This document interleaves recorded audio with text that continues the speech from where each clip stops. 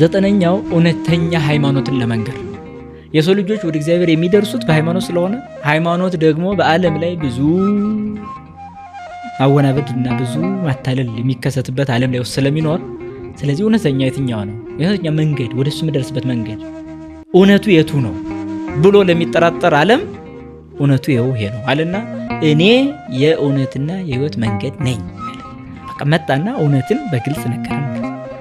ያ ደግሞ አብ እንዳለ ወልድ እንዳለ መንፈስ ቅዱስ እንዳለ በግልጽ አሳየን። ምክንያቱም በአንድነት በሶስትነት በሚያምን ሃይማኖት ውስጥ እውነቱ እንዳለ ነገረን። ሕጌን ትእዛዜን የሚጠብቅ ቢኖር እኔ አባቴ መንፈስ ቅዱስ እንመጣለን እናድርበታለን አለ። ይሄ የሃይማኖት መንገድ ስራ ነው። ስለዚህ የሃይማኖት የመንገድ ስራውን ሰርቶ ሄደ። በዚህ ቃል በስተቀር ሌላ መምጫ መንገድ እንደሌለ ያሳያል። በቃ አለቀ። ግን አንዳንድ መንገዶች ወደ ምትፈልገው መዳረሻ ሆኖ ሲሰሩ፣ አንዳንዶች ግን መንገድ ላይ የሚያቋርጡ ስራዎች ታገኛለህ። መንገዶቹ ግን የሚመስሉ ናቸው። ለምሳሌ አንድ ቀጥ ያለ አስፋልት ታገኛለህ፣ በዚህም ሌላ አስፋልት ታገኛለህ፣ በዚህም ሌላ አስፋልት ታገኛለህ። በጣም ይገርማል። ይሄኛው ወደ ምትፈልገው እስክትደርስ ድረስ ቀጥ ያለውን መንገድ ይዘህ ትቀጥላለህ። ይሄኛውን ስትመርጥ ግን መጓዝ ትችል ይሆናል፣ ትሄዳለህ። መንገድ ላይ ግን ገደላል። በዚህኛውም ስትሄድ መንገድ ገደላል። ስለዚያው መንገድ ስለሆነ ብቻ አይደለም መንገዱ ሂደህ ወዴት ነው የሚያደርሰው የሚለውም ጭምር ነው። ስለዚህ ክርስቶስ ግን ምን አለ? እኔ እውነተኛ መንገድ። እውነተኛ መንገድ ምን ማለት ነው? ወደ ራሱ ወደ አብ ወደ ዘላለም ሕይወት የምንደርስበት እንደሆነ ነገረ። ታዲያ እሱ በነገረን መንገድ እንድንሄድ ሃይማኖትን ነገረ። ለዛ ነው ለአባቱም ሲናገር የሰጠኸኝን ሰጥቻቸዋለሁ።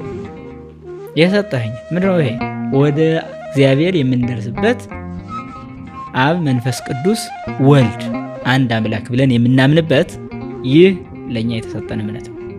ስለዚህ ይህንን እውነተኛ ሃይማኖት ለመንገር ይህ ነው ዋናው ማለት ነው። ለኋላ ተጠያቂነት ያለው ስለሆነ ምክንያቱም ሰው በኋላ ይጠየቃል ለምን አላመንክ።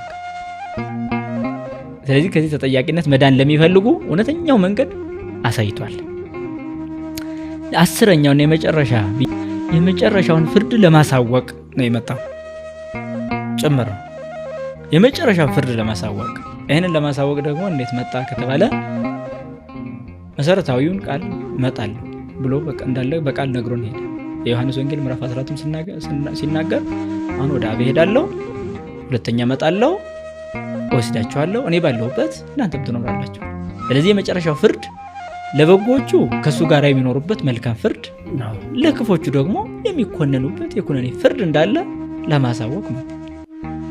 ለዚህ ነው በዮሐንስ ወንጌል እኔ ባልመጣ በኃጢአታቸው ምክንያት ነበራቸው፣ እኔ መጥቼ ከነገርኳቸው በኋላ ግን ለበደላቸው ምክንያት የላቸውም ይላል። ለበደላቸው ምክንያት የላቸውም። በዮሐንስ ወንጌል ምዕራፍ 5 ላይ ስናነበው የሰው ልጅ ይመጣ ዘንድ አለው። ምክንያቱም እዛ ላይ ሙታን እንኳ ድምፁን ይሰሙታል ይልና ወይወፁ ለሰናይ የገብሩ ትንሣኤ ዘለሕይወት ወለሰኩ የገብሩ ትንሣኤ ዘለደይን።